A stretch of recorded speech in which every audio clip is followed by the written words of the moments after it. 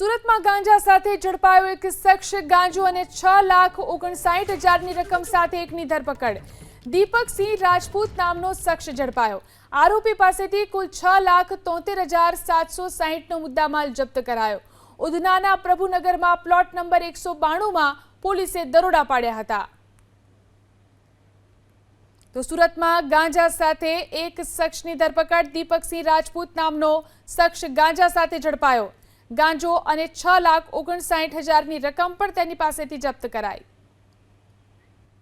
સુરતમાં ગાંજા સાથે ઝડપાયો એક શખ્સ। ગાંજો અને 6,59,000ની રકમ સાથે એકની ધરપકડ।